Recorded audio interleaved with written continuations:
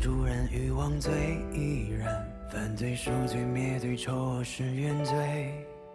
遐想狂想假想妄想难抵挡梦想，思念一念执念既不愧信念。炫目中现有种力量，昔日繁华变荒诞，烈火里的黑暗用这门击剑。烈火烫烧不尽谎言，难救除非许下真相降临。人间世界，所有我所有罪，熄灭或者剩下黑灰。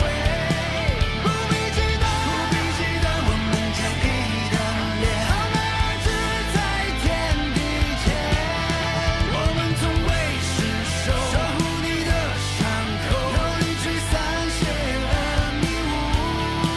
我与神仙交手，没有任何借口，用力追赶烟火迷雾。Ignite your fire, fire, fire.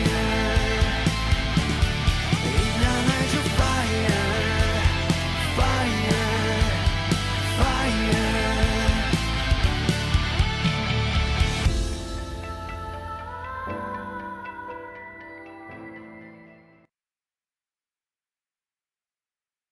所以根据你们现场的情况，判定为意外。目前来说的话，我们没有发现任何犯罪证据。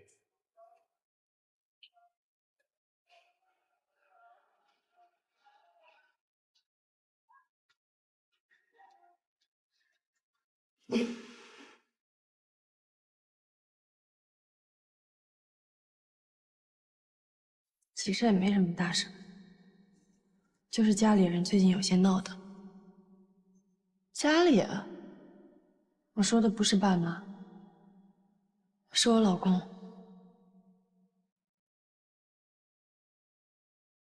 但是怎么补不好呢？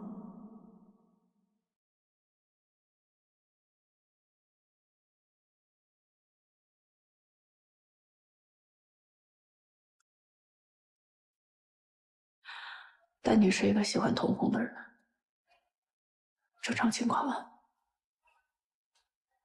她不可能把门窗关得这么紧，特别她那个时候还在工作，她怎么可能闻不到人工煤气泄漏那种臭鸡蛋的味道？而且她还没有做任何的求救措施，为什么？据唐风口述和我们现场勘查发现，死者当时正在悬崖层。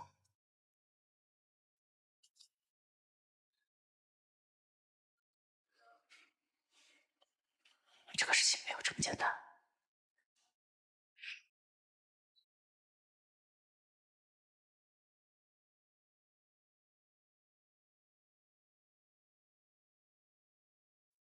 唐风，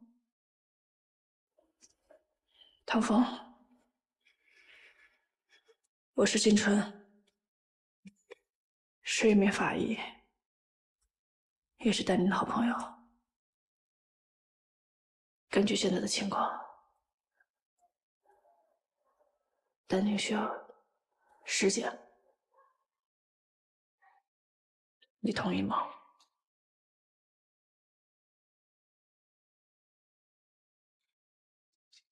对不起，我不能同意。这件事儿，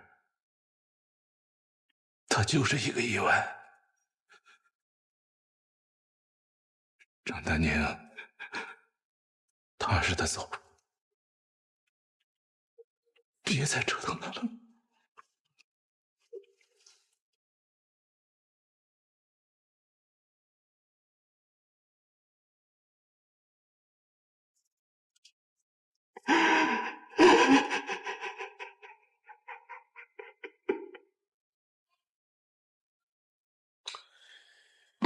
春儿，你不觉得这件事儿跟之前的直播爆炸很像吗？我也觉得唐风的反应确实是很奇怪，但是我更想不通的是现场的情况，太矛盾了。这样啊，唐风那边我去盯着，你还是想着尸检的事儿。哎，对了，杜南宁爸妈呢？我已经问过了，他爸妈在过来的路上，我会说服他们的。好。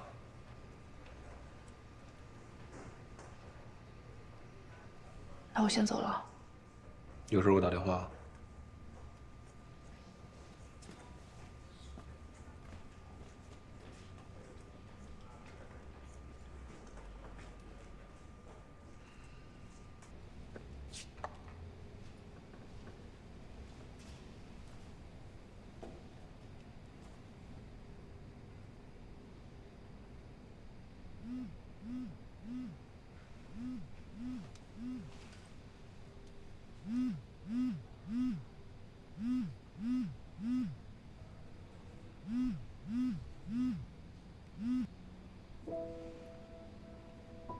学长，不好意思，忘记回你电话了。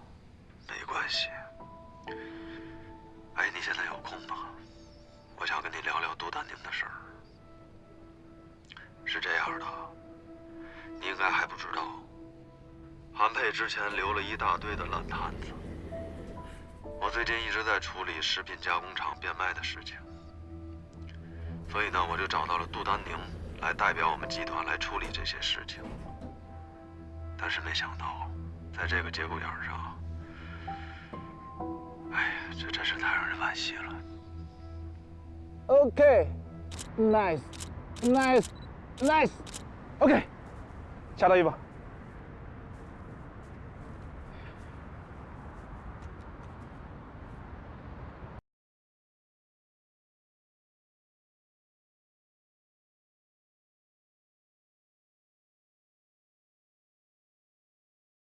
唐老师好了，唐老师发什么呆呢？唐老师，来 ，OK，我们继续来。来，先拍正面啊，看着我，再微笑一点，对，再嘴巴张开一点，来 ，OK。哎，你们那个同事杜丹宁，就是这一个星期以来都没有上班是吧？啊，是我们也很奇怪，他这么久没来。哎，你们杜律师是什么时候结案的呀？差不多上周结案。那个时候挺好的呀，看他每天忙得晕头转向的，我们都以为他又接到什么大案子，还挺开心的。是是是，然后办的案子还挺多。结了案以后，他这个心情怎么样？是很好，不好？不是特别好。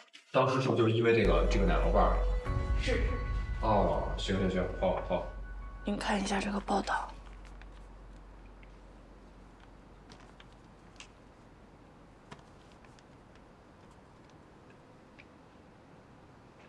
我觉得丹宁的死不是一场意外。我想得到你们的允许，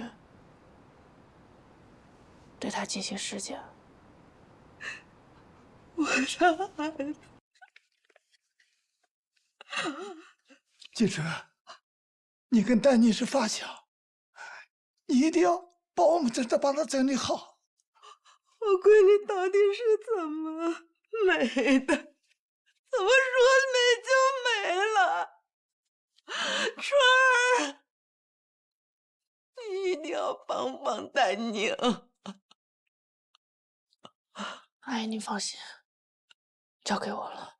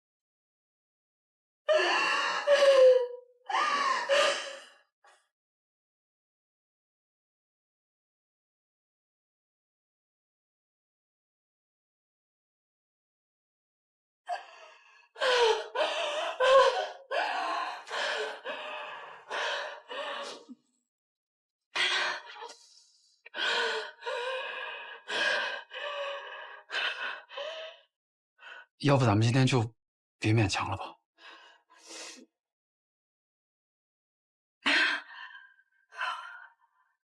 没事。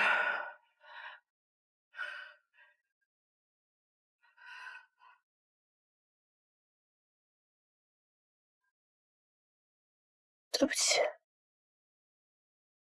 丹尼。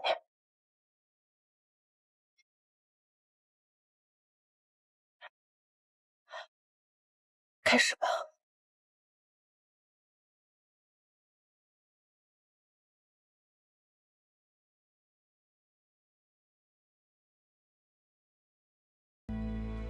春儿，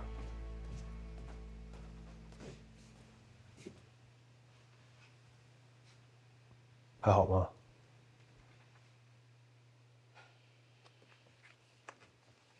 怎么样了？唐风不像人演的，他最近很悲伤。你这边呢？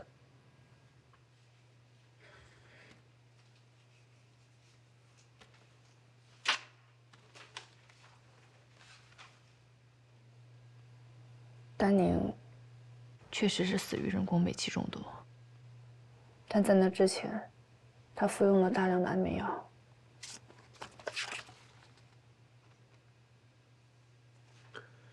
他平时有吃安眠药的习惯，他的同事说，有时候他午休的时候都得吃2片，所以他的死因不是意外，而是自杀。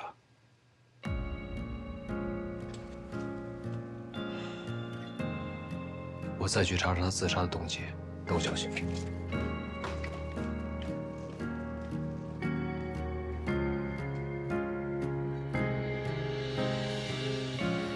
俯视城市的灰，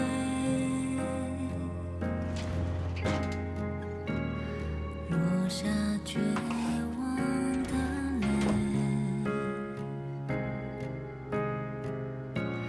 在呼救的是谁？把宁静都打碎。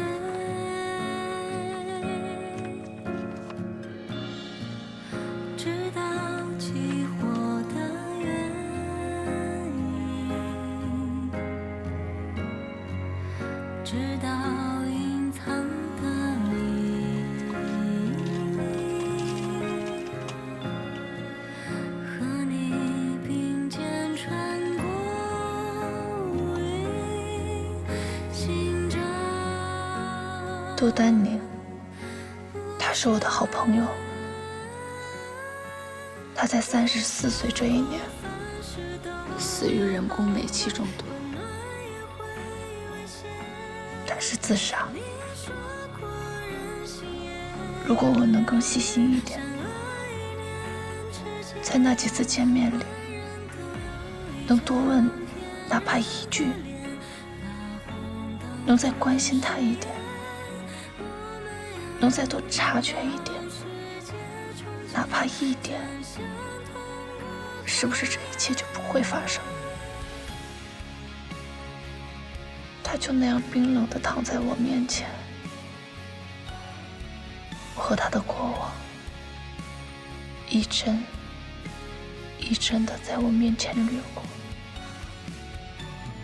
我只想要还他一个公道，只要能查出他生前发生的所有事情，他一定能理解的。如果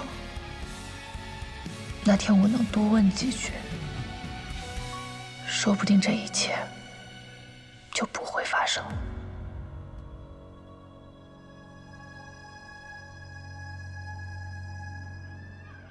曾院长，最后的时限已经到了，下个月拨款缩减，你赶紧把超编的孩子转移到其他福利院吧。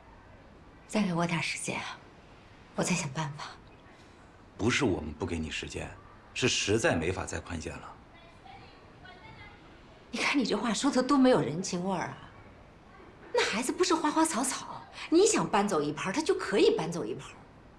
这些孩子，自从失去父母，就一直有我带着，我对他们来说那就是亲妈妈。你现在把他们转走，不等于第2次又失去亲人了吗？这么做也太残忍了点吧？曾院长，没有规矩不成方圆。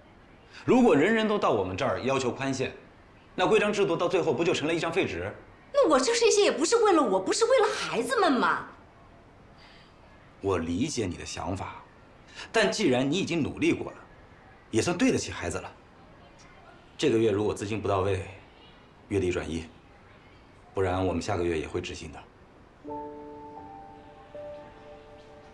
我再想办法。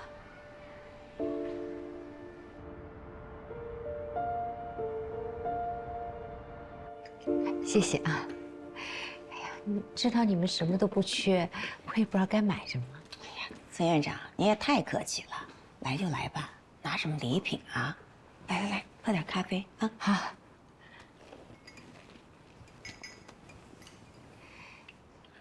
这不是静春，哎，上次这孩子也是不懂事儿，临时就不来了，我替他来给您赔礼道歉。嗨，这都多久的事儿啊，都过去了。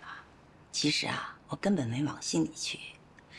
我们家旗下呢也有医院，这医院里的医生啊，每天忙成什么样，我心里有数着呢。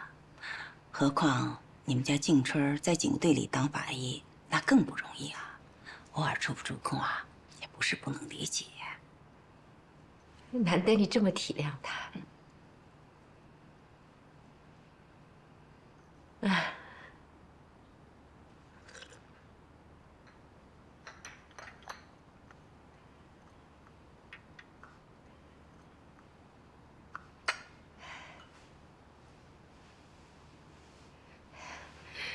我就不绕弯子了啊，我直说。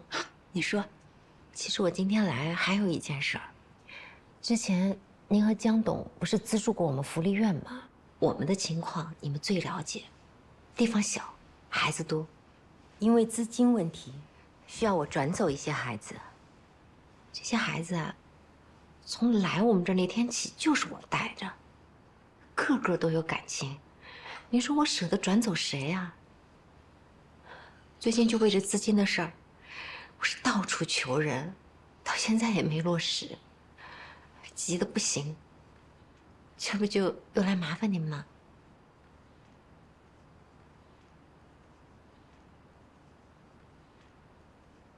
哦，原来是这个事儿啊。是这样啊，曾院长，现在我们家基金都由江河来管理了。虽说他还是个孩子，但这么大的事儿。我也得跟他商量一下，要不这样吧，等完了我再联系你。啊，也行啊。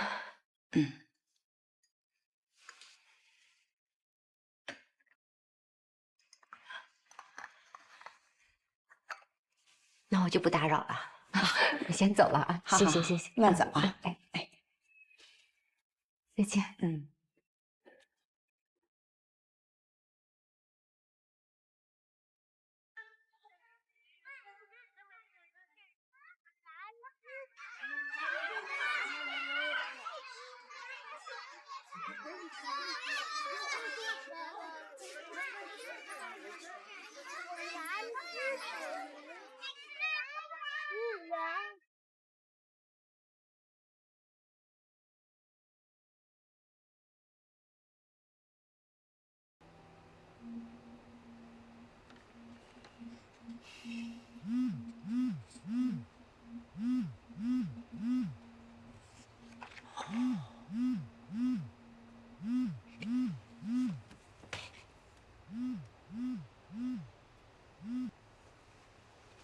喂，学长。哎，小春，你是不是快下班了？怎么了？是这样啊，我呢最近跟这个西山湖福利院有一些合作，正好他们的张院长在我这儿，刚才说起有一个叫石浩宇的孩子，说之前是你一直在联系他们，是从你们东桥儿童福利院转过来的。张院呢想同步一下这孩子的情况，你看看你有没有时间过来一趟啊？我派车过去接你。不用了，我自己过去。那也行，我们在这儿等你，啊。行，咱们一会儿见。好，好，一会儿见。哎。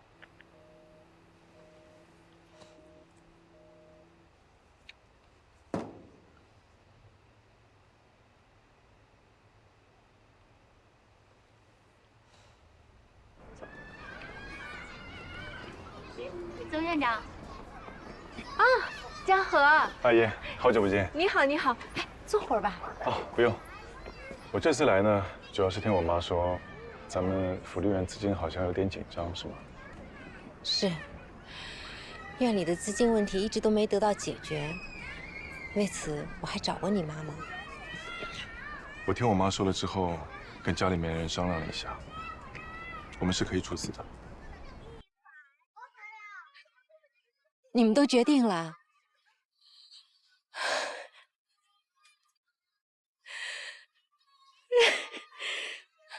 谢谢啊，这样我的孩子就能留下了。谢谢谢谢啊，谢谢谢谢。我还听说，小春最近挺忙的，而且做的也不开心。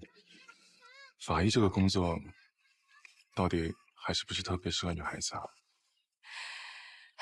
他当初呢学医，结果半途自己就给改了，改成法医。我对这工作一直也不满意。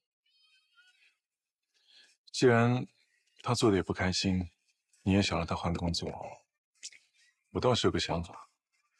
我们集团医院里有个位置，挺适合小春的，只要他愿意，随时都可以来。小何呀，你说你这样，让阿姨怎么谢你才好呢？小事儿，应该的。走走走，去我办公室喝杯茶。走。张院长，真是特别感谢你，看到郝宇在你们这儿成长这么好，我也就放心了。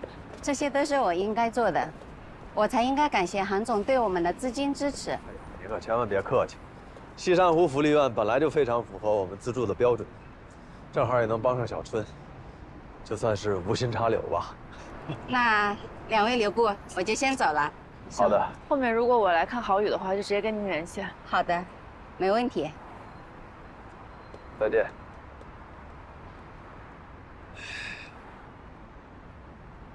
你下边有什么安排吗？要不要一起吃个饭？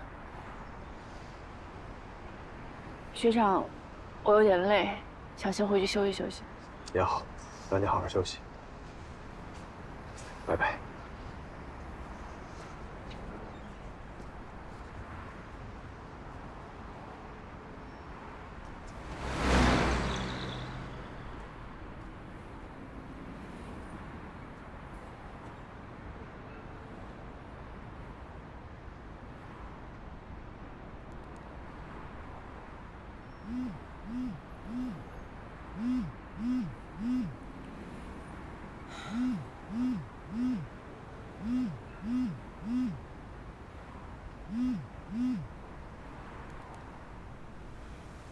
喂，你好。怎么这么客气啊？有什么事儿吗？两件事情，一件呢是曾院长那边资金的问题，我已经替他解决了。那太好了，我替孩子们谢谢你。还有什么事儿吗？还有一件事，我听说你最近工作不是很顺心，院长呢他也想让你换工作。我提到我们公司有一个挺适合你的位置，我希望你能来，院长也很高兴。不好意思啊，我从来都没有想过换工作。你都没有听我给你开什么条件，也许是你无法拒绝的条件呢。不管什么条件，我都不想换工作。你的好意我心领了。小春，你也懂的，我要的不是你心领啊，我希望你能接受，这样的话，两件事情就都好办了。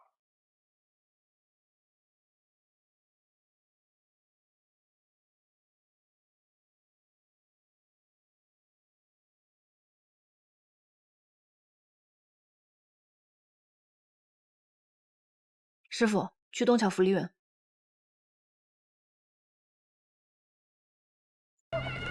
来，同学们，哎呦，胡生来啦！哎，我刚刚看小春刚上楼，你们俩没起来？小春来了。对呀，刚上楼。啊，行，那我去看一看。行行行，玩吧你们。吃耶！哎，春儿你来啦？小春。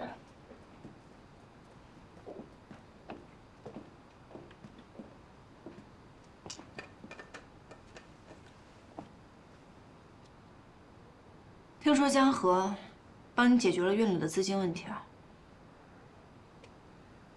嗯，他跟你说了？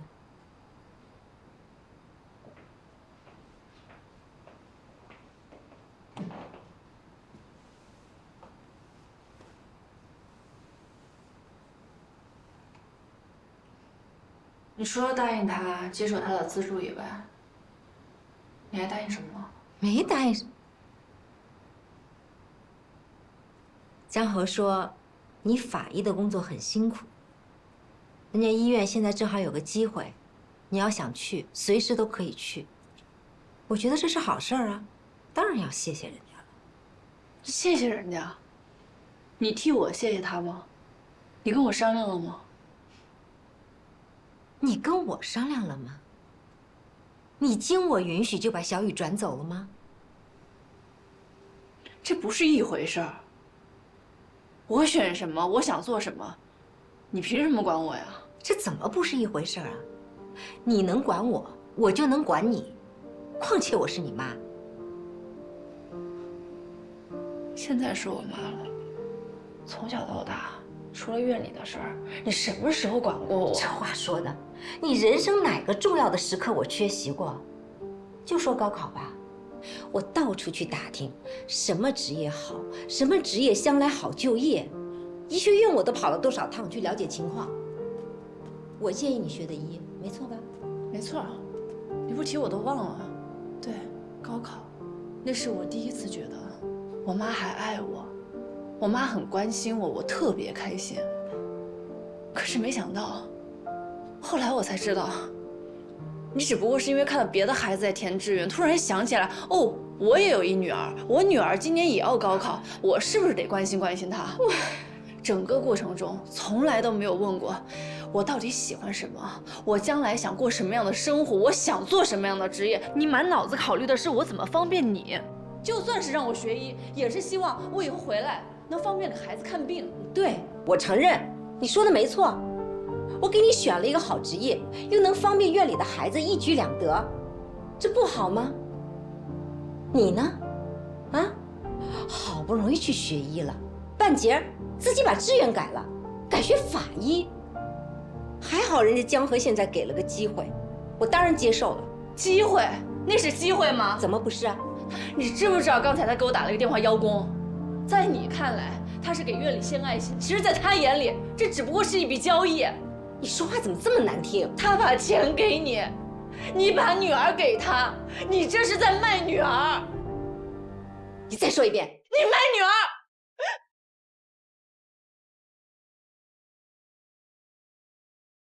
院长，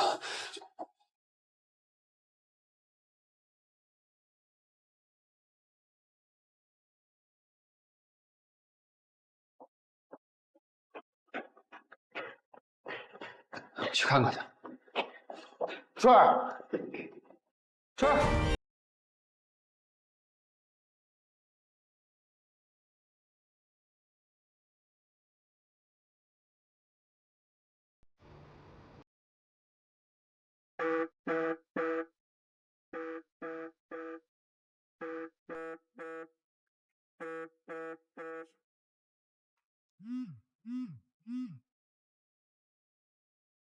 喂，曾院长，我考虑了一下，我觉得我们的资金可能还需要一段时间才能到位。我不需要你们的资金了，我自己会解决。曾院长，你要考虑清楚，只要我们成为一家人，这笔钱还是可以得到。我不会卖女儿。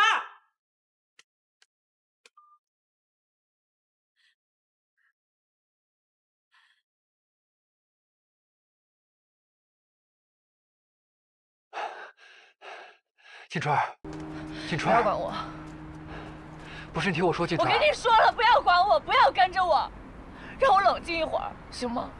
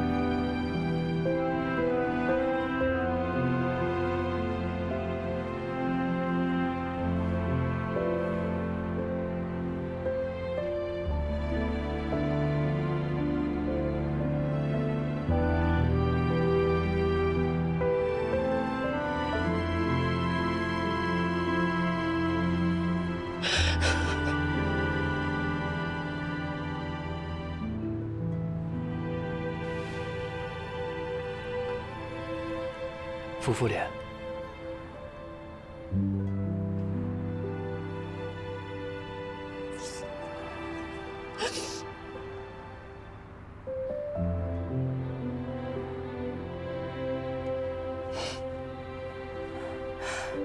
我没事儿。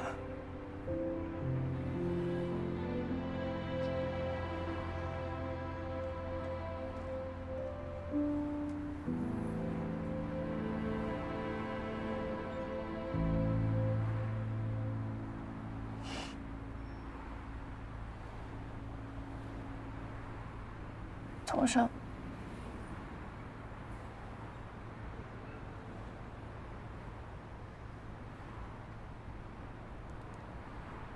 谢谢你。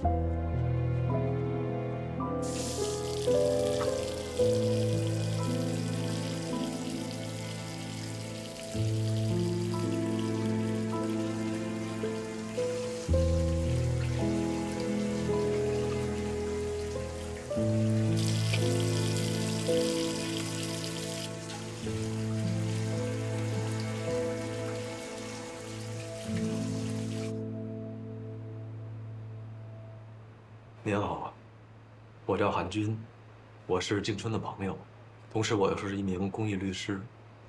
之前听静春聊起过，说您这边正在筹划资金。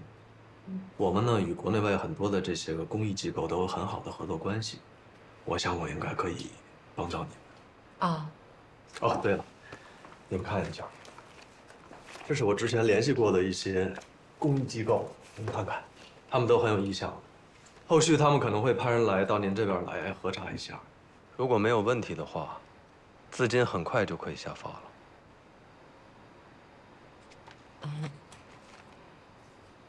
你有什么条件吗？我没有条件。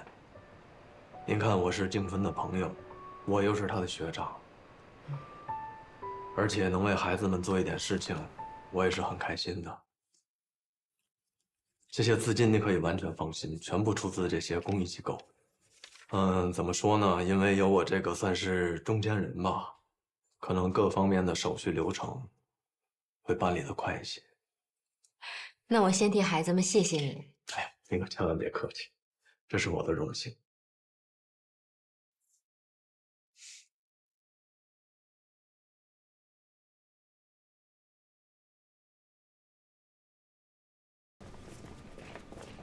查出来了。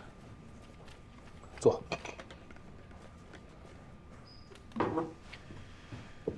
查到了3件事儿。是这样啊，据杜丹宁的同事说，他最近在忙一个案子，是在给韩氏集团旗下的笃静食品加工厂做辩护。你先看看。这个案子也没那么复杂。之前工厂是做奶酪棒的，有个孩子吃完了以后出现了严重的过敏反应。虽然及时送医了，但是最后还是造成了终身损伤。孩子家长把加工厂给告了。第2件事啊，你还记得魏康吗216案。没错。魏康的妻子孙宁说，他是要给自己的病人做证人的时候，才被韩佩杀害的，说的就是这件事儿。这件事过后，孩子家长也没有放弃，找到了新的律师团队，提起了诉讼。而韩氏集团这边找到的辩护律师就是杜丹宁。但是现在问题来了，由于工厂已经不生产奶酪棒了，而且在市面上也找不到，就说明双方都没有证据。但是就在向检察院提交证据的前2天，杜丹宁找到了一份非常关键的检测报告，而且他还不惜花重金把它买了下来。这份报告就证明了当时那批奶酪棒完全没有问题。你看看。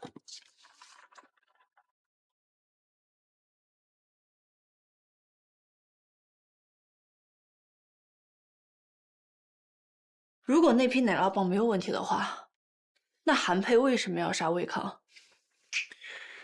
这就是我想说的第3点。杜丹宁把这份报告递交给了检察院，经过复核，它是假的。据检察院的人说，伪造的并不高明，就是有人骗律师，花客户的钱去买的。按照正常流程，拿到这么重要的一份报告，应该仔细复核一下。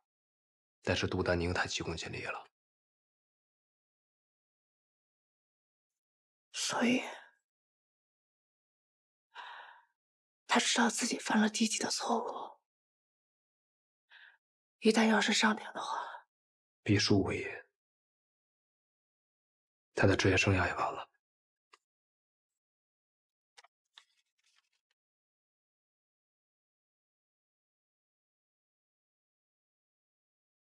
他之前一直跟我说，如果这一次案子打赢了，他就能升成高户了。他跟我吃饭的时候，我就发现他不对劲，但是我没有多问他。如果我当时能劝他，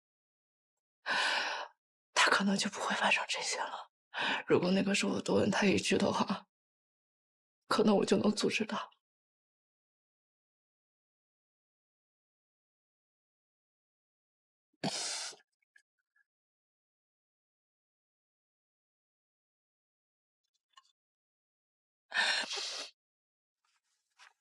沈队，唐风来了，说要见春姐。他找春干嘛呀？也没说别的，只说要见春姐。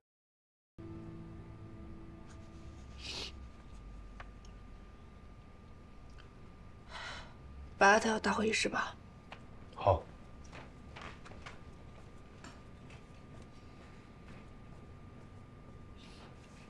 我去了。哎，我陪你去吧。我想自己去。春儿，有什么事儿随时叫我，我都在。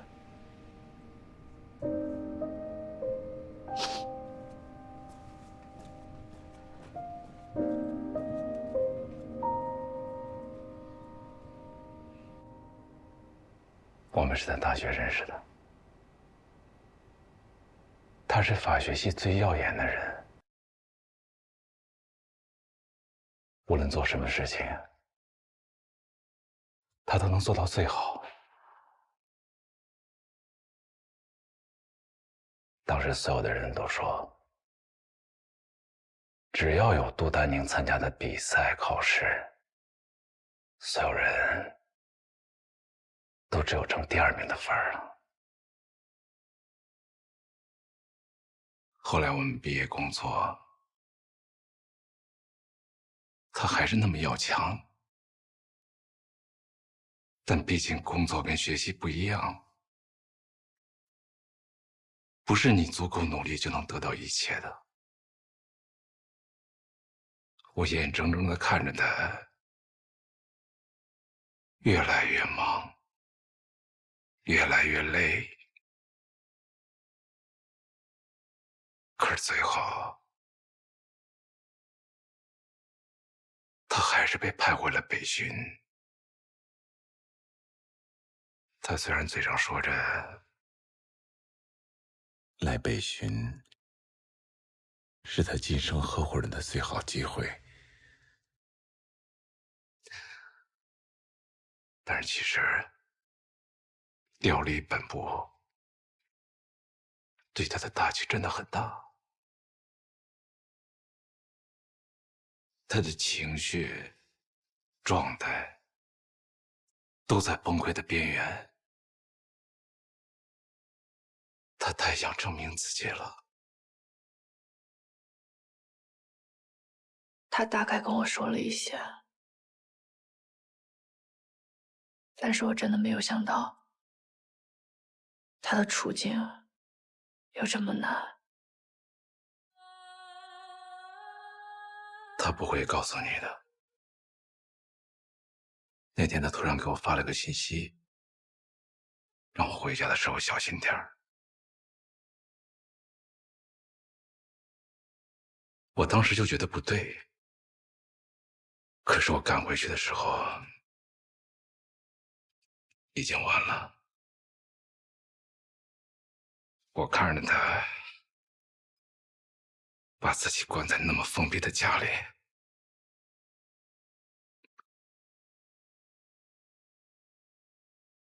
其实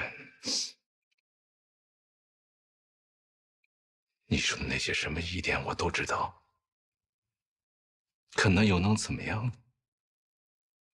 你为什么一定要查呢？